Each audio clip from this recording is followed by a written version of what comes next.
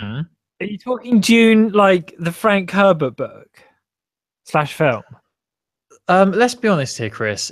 If we're doing a podcast about gaming and handheld gaming, do you really think it's going to be a review about a book and a film? Well, I was. So, what is it? Is it a Vita game? No, it's a mobile game. Oh, It's actually Dune it's mobile it's game. actually by the same people who did Fight List. How is it? I'm. Can I just say, I'm guessing that you've moved on from Fight List because you still haven't played Yeah, the. absolutely. Oh, for God's sake, I still play it. I love it. I'm I did still. a proper French exit. I just left. Oh, I'm still waiting for that. Like, it's really sad. Like, it says their turn, and it's just Chris Pearson, and like that void will never be filled now. It's really sad. Yeah. Um, but June is completely different to Fight List. It's weird because it's not even the same genre of game. I don't really know how to describe it. You know those sort of games where you've got to try and drop a circular object, a ball, into a groove and a ramp to make it go as high as possible. So a ball's Like like floating, like a kind of and then you drop momentum it. rider type thing. Yes, that's it. Yeah.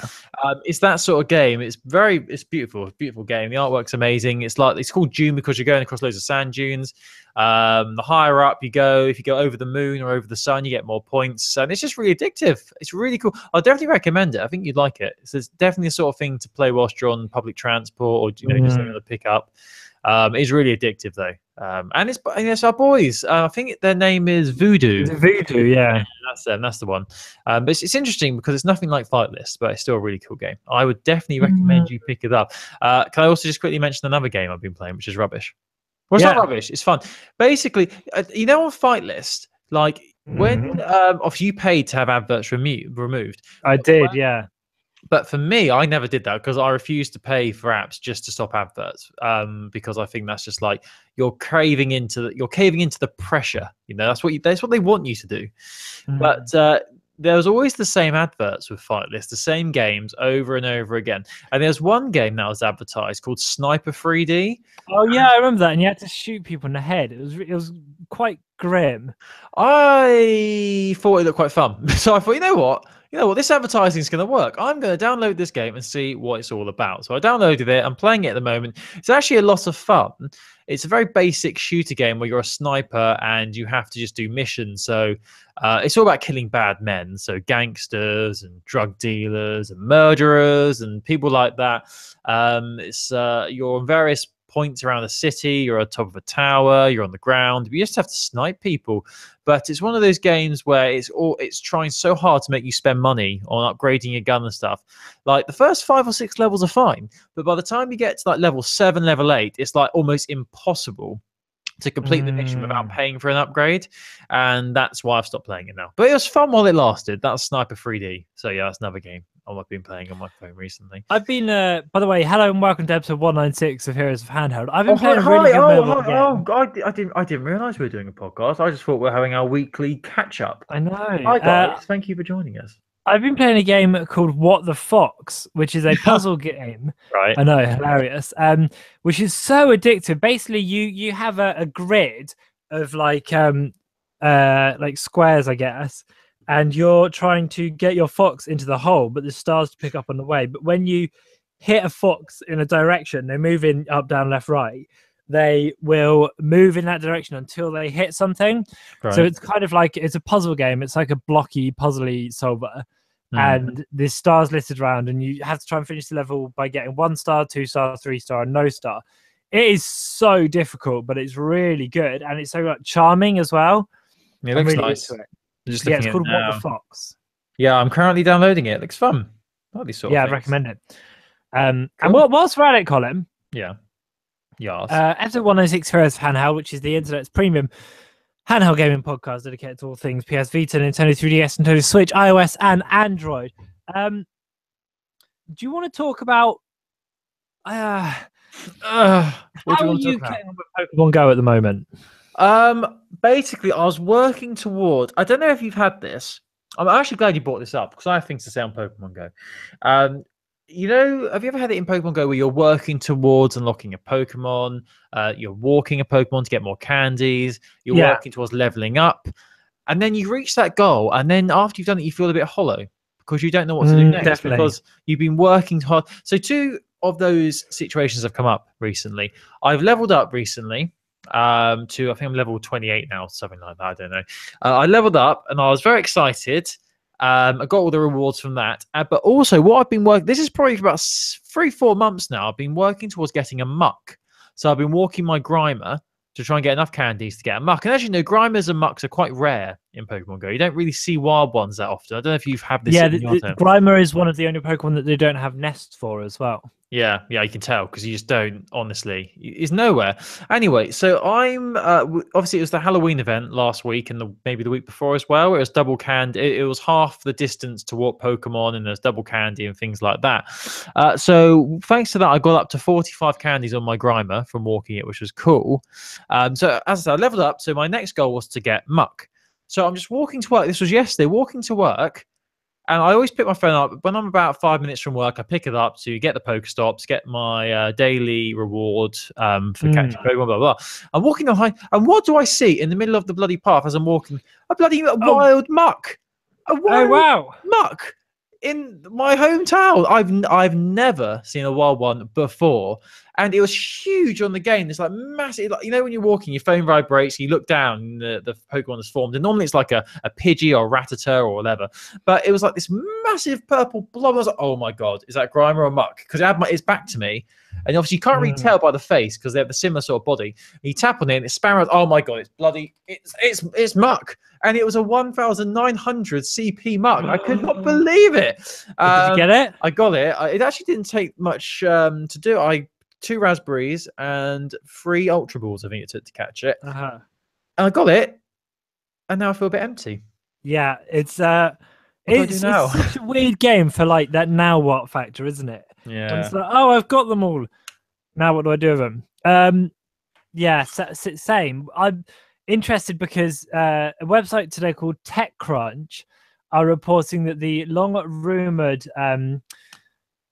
next game from Niantic is officially coming out next year. I mean, the thing is with this article is it doesn't seem to be an actual source in there, but anyway, take it with a pinch of salt. It looks like Niantic's next game is going to be called Harry Potter Wizards Unite, and it's no, you're shitting. Co-developed by Niantic, Warner Bros, and its new sub-brand Portkey Games. It was rumored last year, and it looks like, according to TechCrunch, anyway, it's happening next year. But I mean, they haven't got a source listed, so take it with a pinch of salt. But would you be up for that? What would you collect? Yes, books? Spells? Must be magical creatures, surely. Characters? You wouldn't catch characters. Is it going to be? Do you reckon it'll be like the exact same concept as Pokemon Go with a Harry Potter skin? Do you reckon? Surely they're going to have to change it up a little bit because you can't really have the same idea because Harry Potter's not about catching things; it's about I would assume that it would be, instead of gyms, that there would be different lessons. Yeah. And you would be able to upgrade your, I don't know, transfiguration or charms or whatever the different skills are. I'm curious. I mean, I'm not mad sold on the idea, but I think it would work really well, especially in terms of you working for your house. Like, I think people would get really into that. Oh, yeah, that it actually makes a lot of sense because there's 3 teams for Pokemon Go, and there'll be obviously 4 teams for this then with the 4 houses. Oh, and if they can learn from the mistakes of launch of the Pokemon Go and have like, all the main features that people want from launch, I think this could be a lot of fun. You know, I just hope the servers, because it's got Harry Potter, it's similar to Pokemon Go. I mean, even before the idea was, banded about, people were saying, wouldn't it be great if there was a Harry Potter version of this? It seems like a good fit. So I think it'll be huge again. I'm really looking forward to that, but maybe you have to catch Death Eaters or something. Maybe like dark. Oh, that's not a bad shout, actually. Something like that. I don't know. Or maybe you can choose to be good or bad. It'd be interesting to see what they do with that. Obviously, there's it's not been confirmed yet, but I'd be definitely up for that. But do you think that means it's they're kicking Pokemon Go to the curb then, if they're going to be releasing Harry Potters? No, I don't know, Colin. I'm kind of a bit worried about it because like Pokemon Go isn't finished. It still kind of feels like it's in beta. So I don't really want them to launch a new game like when it's not even done. No, it's weird. Like there's still so much missing. Like think of what's in that trailer. You still can't get all the original 1.5. Yeah, I don't know. I think if they are going to launch Harry Potter Go, the thing that I think they have learned is probably they would have a better idea of the server load and what to expect in terms of the player base. You say that, but then most gaming companies know this. But loads of big launch titles have issues with their servers on day one or the first week or so. I've heard that the Call of Duty and the World War II came out this week, and there's been server issues with that. And surely Activision would know, because Sledgehammer Games would know, like, there's going to be a massive demand for it. But I don't know. I would like to think that Niantic have learned from the mistakes, or they probably won't ever admit that it was mistakes, but the issues with Pokemon Go in its launch and the first year of its life. But I don't hold out much hope. I think with them, it seems to be a little bit, let's get all the monies we can, and then we'll do updates later. Let's launch it as quick as possible, then we'll fix it later. Yeah, I think you're right. They'd rather launch a product and make a load of money off it than, money afterwards. Yeah, they will. They'll make a ton. But yeah, I'm keen. Keep an eye on that. That's going to be very interesting to see the developments on that. And also, it is worth saying the website didn't list a source, so this might all be bollocks. I don't know. There's a few websites picking this up, but then again, I guess if one reports it, they all end up reporting it. That's the thing. They're all reporting back, like linking to that original one. Interesting. So, yeah. Well, I'm dead keen for that. Harry Potter is such a profitable thing, isn't it? Like, even after all these years, I mean, it's not been that long since the last film and the last book, but it's a bit like Star Wars in the way. It's such a massive phenomenon around the world.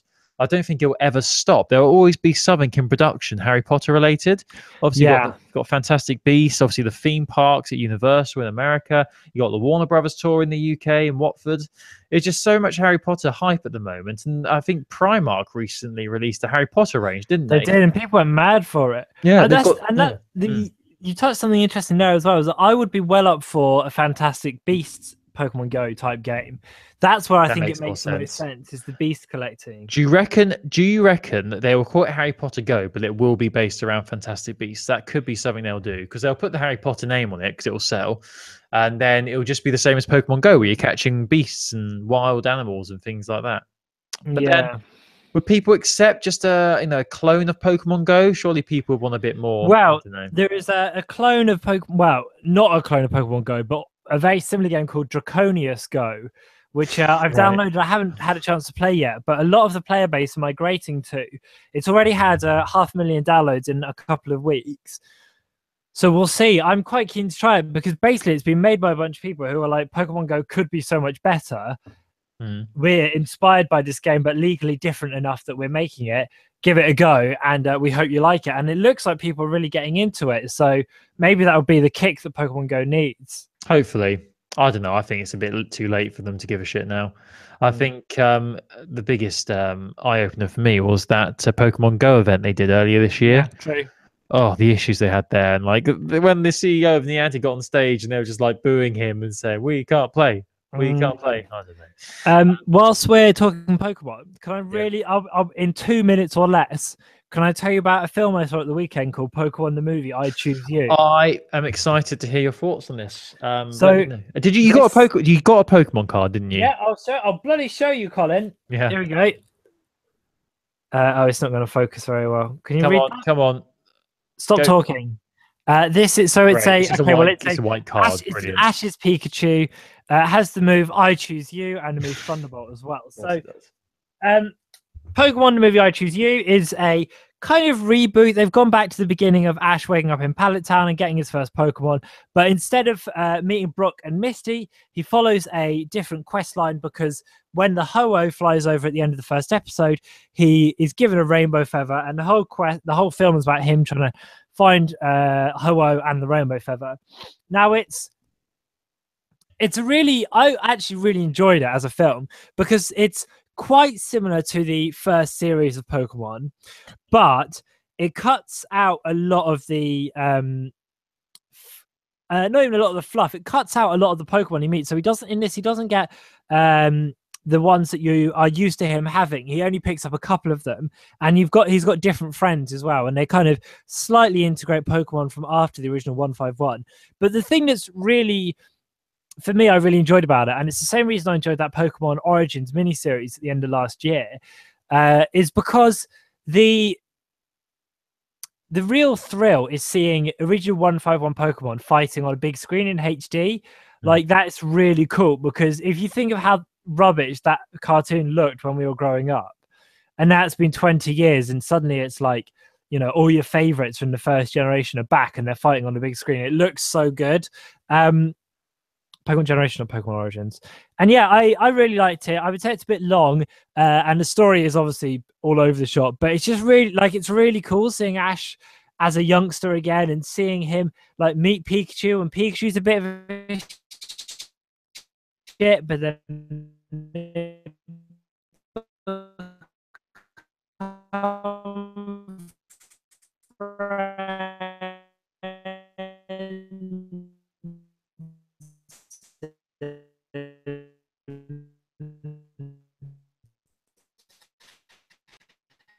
yeah, I mean,